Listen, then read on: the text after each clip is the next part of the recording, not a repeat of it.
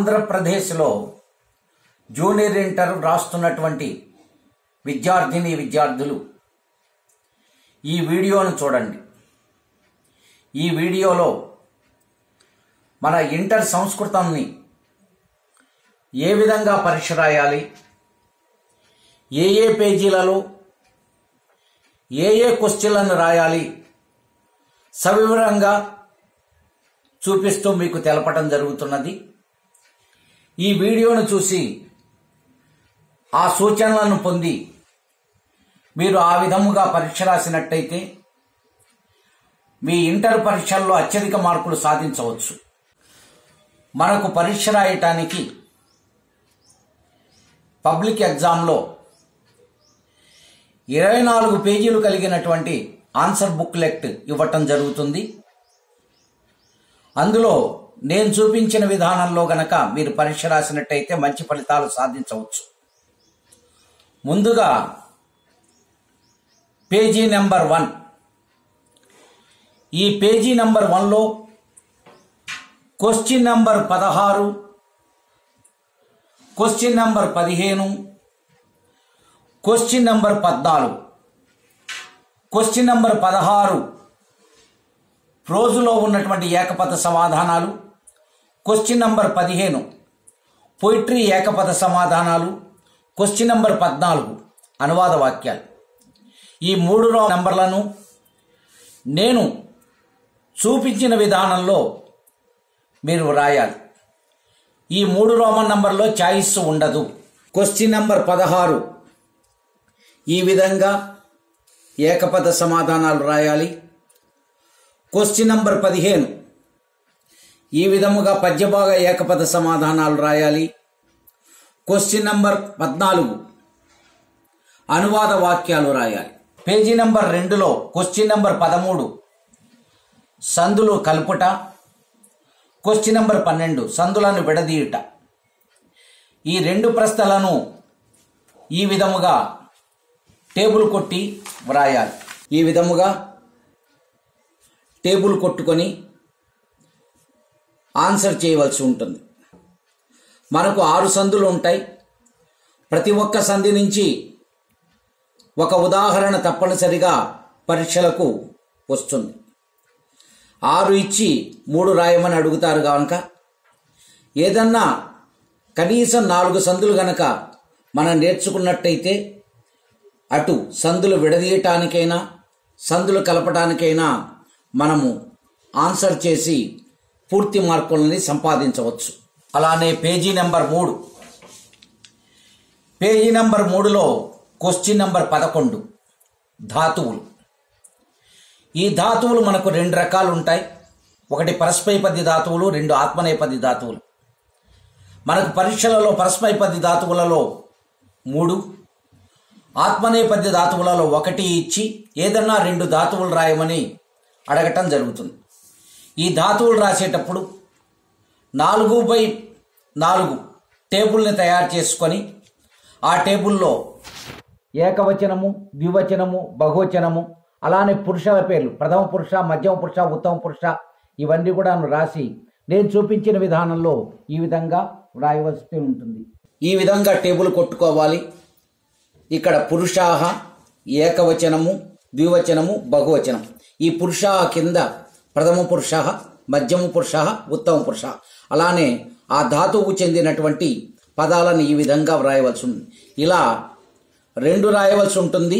మీకు వీలైతే 3వది రాయటం కూడా మంచిది. ఇక పేజీ నెంబర్ 4. ఈ పేజీ నెంబర్ 4లో క్వశ్చన్ నెంబర్ 10 అనగా శబ్దాలు. మనకు శబ్దాలు 4 రకాలు ఉన్నాయి సిలబస్లో. పుంలింగాలు, స్త్రీలింగాలు, నపుంసకలింగాలు, సర్వనామ శబ్దాలు. పుంలింగం నుంచి 1, స్త్రీలింగం నుంచి 1, నపుంసకలింగం నుంచి 1, సర్వనామ శబ్దాల్లో నుంచి 1 తప్పనిసరిగా ఇవ్వటం జరుగుతుంది. 4 శబ్దాలు ఇచ్చినప్పుడు 2 శబ్దాలు రాయవలసి ఉంటుంది. ఆ శబ్దాలు రాయవలసినప్పుడు ఈ విధముగా 10/4 టేబుల్ కొట్టుకొని రాయాలి. తప్పనిసరిగా శబ్దాలు రాసేటప్పుడు శబ్దం యొక్క హెడ్డింగ్ రాయాలి, ఆ హెడ్డింగులకు మార్కులు ఉంటాయి. అదేవిధంగా ఆ శబ్దానికి చెందినటువంటి విభక్తులను కూడా సంపూర్ణంగా రాయాలి, దానికి కూడా మార్కులు ఉంటాయి. ఒకవేళ అవి రాయకపోయినట్టయితే మార్కులు తగ్గించడం జరుగుతుంది. ఈ విధంగా నేను చూపించిన విధంగా ఆ పేజీలో ఆ టేబుల్ను కొట్టుకొని ఈ విధంగా శబ్దాలను రాయవలసి ఉంటుంది. ఇలా 10/4 టేబుల్ కొట్టాలి. ఇందులో ఇక్కడ హెడ్డింగ్ రాయాలి, ఏ అంతము ఏ లింగము రాయాలి.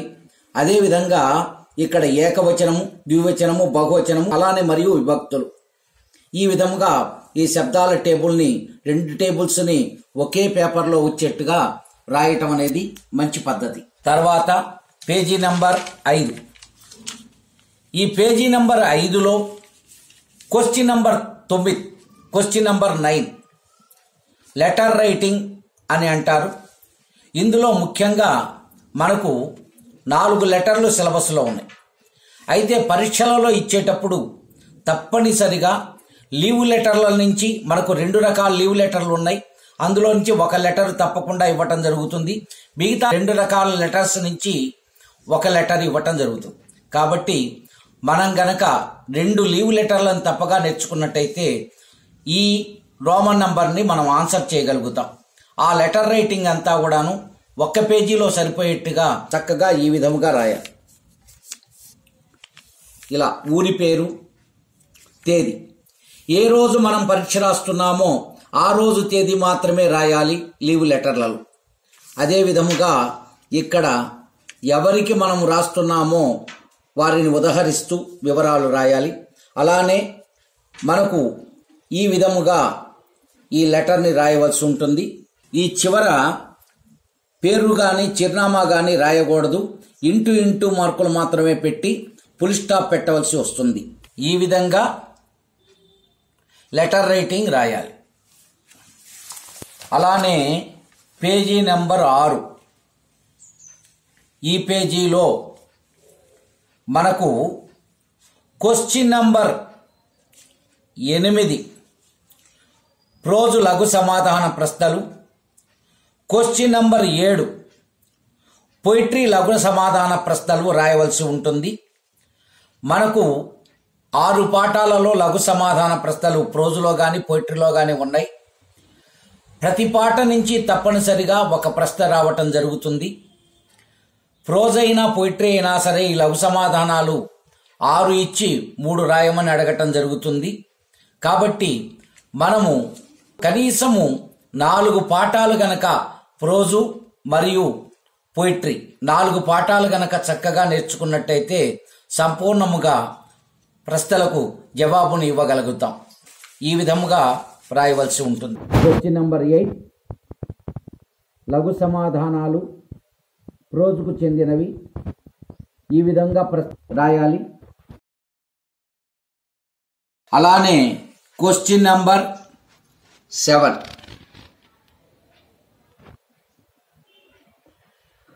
పొయిట్రీకి చెందినటువంటి లఘు సమాధాన ప్రశ్నలు. దీన్ని కూడా ఈ విధంగా రాయవలసి ఉంటుంది. పేజీ నెంబర్ 7, ఈ 7వ పేజీలో క్వశ్చన్ నంబర్ 6 అనగా రోజుకు చెందినటువంటి సందర్భ వాక్యాలను రాయాలి. మనకు సిలబస్లో 4 పాఠాల నుండి సందర్భ వాక్యాలు ఉంటాయి. ప్రతి పాఠం నుండి ఒక సందర్భ వాక్యాన్ని ఇవ్వటం జరుగుతుంది. 4లో 2 సందర్భ వాక్యాలకి మనం సమాధానం రాయవలసి ఉంటుంది కనుక కనీసం 2 పాఠాలను మనం పరిపూర్ణంగా నేర్చుకోగలిగితే సందర్భ వాక్యాలని రాయగలుగుతాం.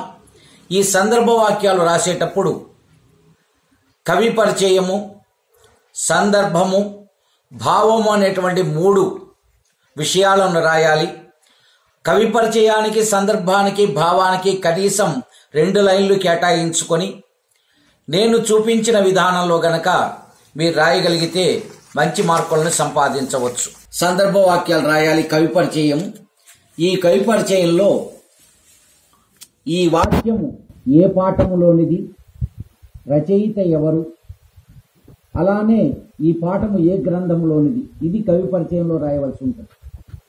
అలానే సందర్భములో ఎవరు ఎవరితో ఈ విషయాల్ని పలికారు దీన్ని రాయవలసి ఉంటుంది. అలానే ఆ వాక్యం యొక్క అర్థాన్ని భావరూపంలో ఈ విధంగా రాయవలసి ఉంటుంది. ఇలా 2 సందర్భాలని మీరు రాయవలసి ఉంటుంది. అదేవిధంగా పేజీ నంబర్ 8, ఈ పేజీ నంబర్ 8లో క్వశ్చన్ నంబర్ 5 అనగా పోయిట్రీకి చెందినటువంటి సందర్భ వాక్యాలు ఉంటాయి. మనకు పోయిట్రీలో కూడా 4 పాఠాల నుంచి సందర్భ వాక్యాలు ఇవ్వటం జరుగుతుంది. ఆ 4ంటిలో ఏదన్నా 2 సందర్భ వాక్యాలకి సమాధానం రాయవలసి ఉంటుంది గనక కనీసం 2 పాఠాలని గనక మనం సరిగ్గా నేర్చుకున్నట్టయితే వాటిని మనం చక్కగా వ్రాసి మార్కులు సంపాదించుకోవచ్చు. ఇందాక చెప్పిన విధానంగానే మరలా ఇప్పుడు నేను చూపిస్తున్న విధానంలోనే ఆ సందర్భ వాక్యాల్ని రాయాలి. కవి పరిచయము, సందర్భము, భావం. ఈ సందర్భ వాక్యాలు రాసేటప్పుడు తప్పనిసరిగా కవి పరిచయానికి 2 లైన్లు 1 గ్యాపు, సందర్భానికి 2 లైన్లు 1 గ్యాపు, భావానికి 2 లైన్లు 1 గ్యాపు, ఈ విధంగా రాయగలిగితే చాలా చక్కగా మనకు పరీక్ష దిద్దేవాడికి ఆనందాన్ని కలగజేస్తూ ఉంటుంది. పేజీ నంబర్ 9, ఆ పేజీ నంబర్ 9లో నాన్ డీటెయిల్కి చెందినటువంటి లఘు సమాధాన ప్రశ్నలు, షార్ట్ ఆన్సర్ క్వశ్చన్లు ఇవ్వబడతాయి. Roman number. ఇది నాన్ డీటెయిల్ విభాగం నుండి లఘు సమాధాన ప్రశ్నలను అడగటం జరుగుతుంది. మనకి నాన్ డీటెయిల్ అంటే ఉపవాచకం. ఆ ఉపవాచకంలో 6 పాఠాలు ఉన్నాయి. ప్రతి పాఠం నుండి కూడా 1 ప్రశ్న తప్పనిసరిగా ఇవ్వటం జరుగుతుంది. 6 ప్రశ్నలు ఇచ్చి అందులో ఏవన్నా 3 ప్రశ్నలకు సమాధానం రాయమని అడుగుతారు. కాబట్టి మనము కనీసము 3 లేక 4 పాఠాలను గనక సక్రమంగా నేర్చుకోగలిగితే ఆ ప్రశ్నలకు సమాధానాన్ని చక్కగా వ్రాయగలుగుతాం. దానికి సంబంధించిన సంపూర్ణమైన మార్కుల్ని కూడా పొందగలుగుతాం. ఈ విధంగా మనము ఆ ప్రశ్నలను ఆ పేజీలో ఎలా రాయాలో నేను చూపించడం జరుగుతుంది. ఈ విధముగా ఆ పేజీలో మీరు రాయాలి. ఈ పేజీ నెంబర్ 9లో ఈ విధముగా ఈ ప్రశ్నలను ఇలా గ్యాప్లు ఇచ్చుకుంటూ వాటిలో రాసినట్టయితే చాలా చక్కగా ఉంటుంది. ఇక తర్వాత పేజీ నెంబర్ 10. ఈ పేజీ నెంబర్ 10లో క్వశ్చన్ నెంబర్ 1 అనగా శ్లోక పూరణ మరియు భావము. మనకు 2 పాఠాల నుంచి శ్లోక పూరణ భావాలు రాయటానికి అడగటం జరుగుతుంది. 1 సుభాషితాలు, 2 నీతి శ్లోకాలు. తప్పనిసరిగా సుభాషితాల నుంచి 1 శ్లోకము, నీతి శ్లోకాలు అనే పాఠం నుండి మరొక శ్లోకము ఇవ్వటం జరుగుతుంది. అందులో ఏదో 1 శ్లోకమును సంపూర్ణంగా రాసి దానికి సరి అయినటువంటి భావాన్ని వ్రాయవలసి ఉంటుంది. ఇలా వ్రాసేటప్పుడు ఏ విధముగా రాయాలో ఒకసారి చూడండి. ఈ విధముగా ఆ శ్లోకాన్ని రాయటానికి ముందు కవి పరిచయము అనేది రాయటం అనేది మంచి పద్ధతి. అదేవిధంగా ఆ కవి పరిచయం రాసిన తర్వాత ఆ శ్లోకాన్ని కొంచెం పెద్ద పెద్ద అక్షరాలతో స్పష్టంగా అక్షర దోషాలు లేకుండా వ్రాయాలి. ఇలా వ్రాసిన తర్వాత దానికి సంబంధించినటువంటి భావాన్ని కూడా మీరు వ్రాయటం అనేది చెయ్యాలి. ఇక ఆ తర్వాత పేజీ నెంబర్ 11. ఈ పేజీ నెంబర్ 11 నుంచి మనకు ఎస్సేలు అనేవి వ్రాయటం అనేది ప్రారంభించాలి. అంటే క్వశ్చన్ నెంబర్ 2 అనగా పోయిట్రీకి చెందినటువంటి ఎస్సే క్వశ్చన్. అలానే క్వశ్చన్ నెంబర్ 3 అనగా ప్రోజుకు చెందినటువంటి ఎస్సే క్వశ్చన్. రాసేటప్పుడు మీరు ఏవైతే ఏ ప్రశ్న అయితే అది ప్రోజు కావచ్చు, పోయిట్రీ కావచ్చు, మీకు బాగా వచ్చినటువంటి ప్రశ్నని దానికి సంబంధించినటువంటి సమాధానాన్ని చక్కగా వ్రాయండి. ఆ తర్వాత కాస్త సందేహముతో ఉన్నటువంటి ప్రశ్నని వ్రాయండి. ఈ విధంగా వ్రాయగలిగినట్టయితే ఒకటి సమయం, ఆ సమయం అనేది మనకి పరీక్షలో బాగా ఉపయోగపడుతుంది. కాబట్టి మనము బాగా సులభంగా వచ్చినటువంటి సమాధానం రాయటం చేత, వేగవంతంగా రాయటం చేత కాస్త సమయం మిగలటం జరుగుతుంది. ఆ సమయాన్ని కూడా సందేహంతో ఉన్నటువంటి ప్రశ్నకి మనం ఉపయోగించుకోవటానికి అవకాశం ఉంటుంది. అలానే దానిని ఏ విధంగా రాయాలో నేను చూపించిన విధంగా ప్రయత్నం చేసినట్టయితే మీకు మంచి మార్కులు వచ్చేటువంటి అవకాశం ఉంటుంది. ఈ విధంగా ప్రతి ప్రశ్నకు కూడా కవి పరిచయాన్ని వీలైనంత వరకు సంస్కృత భాషలో రాయటం అనేది కొంచెం అలవాటు చేసుకుంటే మంచిది.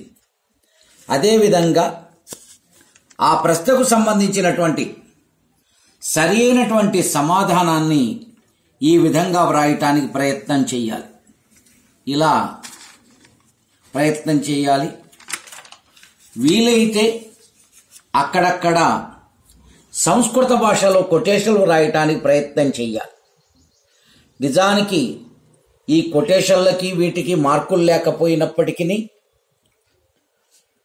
ఈ కొటేషన్లు రాయటం వల్ల ఇంప్రెషన్ అనేది ఏర్పడి ఎక్కువ మార్కుల్ని మనం సంపాదించుకోవటానికి అవకాశాన్ని కలగజేస్తుంది. అందుచేత వీలైనంత వరకు కొటేషన్లు కూడా రాయటానికి ప్రయత్నం చేయటం అనేది మంచి ఆలోచన. ఈ విధముగా ఈ ఎస్ఏలను రాయాలి. ఈ ఎస్ఏలను రాసేటప్పుడు మనం గమనించవలసింది ఏమిటి అంటే, మనకు ఈ ఎస్ఏల విషయంలో ఆలోచించినట్టయితే పద్యభాగంలో 4 పాఠాలు: దశరథస్య పశ్చాత్తాప, మాయావతు, అమరవాణి ప్రశస్తి, కపీనాం ఉపవాస. ఇందులో పరీక్షలో ఇచ్చేటప్పుడు 1-2 పాఠాల నుంచి ఒక ప్రశ్న, 3-4 పాఠాల నుంచి అంటే అమరవాణి ప్రశస్తి, కపీనాం ఉపవాస అనే పాఠాల నుంచి ఒక ప్రశ్న ఇచ్చే అవకాశం ఉంటుంది. కనుక మొదటి 2 ప్రశ్నలైనా లేదా తర్వాత 2 ప్రశ్నలైనా ఒక భాగాన్ని బాగా నేర్చుకోగలిగితే మనం తప్పకుండా పద్య భాగానికి చెందిన ప్రశ్నకి సమాధానం రాయగలుగుతాం చక్కగా. అదేవిధంగా ప్రోజ్, ఈ ప్రోజు విభాగంలో కూడా మనకి 4 పాఠాలలో ఎస్సేలు ఉన్నాయి. కపింజలోపదేశ, భోజస్య ఔదార్యం, స్వేదస్య పుష్పాణి, వర్షాపర్దేవనం. అందులో కపింజలోపదేశ, భోజస్య ఔదార్యం అనే 2 పాఠాల నుంచి ఏదో ఒక ప్రశ్నను, స్వేదస్య పుష్పాణి, వర్షాపరిదేవనం అనేటువంటి 2 పాఠాల నుంచి ఏదో ఒక ప్రశ్నను తప్పక ఇచ్చే అవకాశం ఎక్కువగా ఉంటుంది. కనుక ఏదన్నా మొదటి 2 ప్రశ్నలను కానీ లేదా తర్వాత 2 ప్రశ్నలు కానీ మీరు గనక నేర్చుకోగలిగితే చక్కగా ఆ విభాగానికి చెందినటువంటి ప్రశ్నలకు సమాధానాన్ని చక్కగా వ్రాయగలుగుతారు.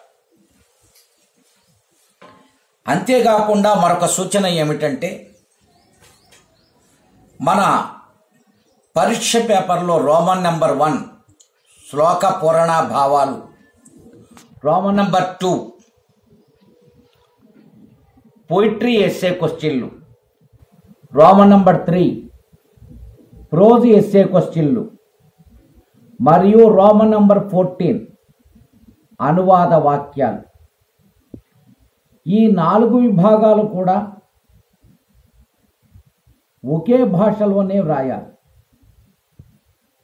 Question number 1, question number 2, question number 3 and question number 10. These 4 Roman numbers must be answered in one language only, either in English or in Telugu.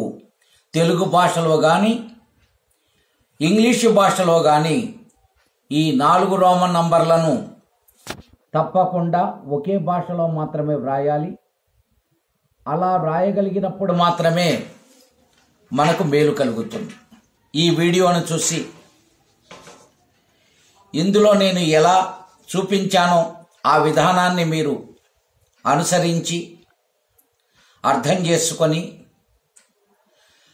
పరీక్ష హాల్లో చక్కగా మీ సమాధానాలను రాసి మీరందరూ కూడా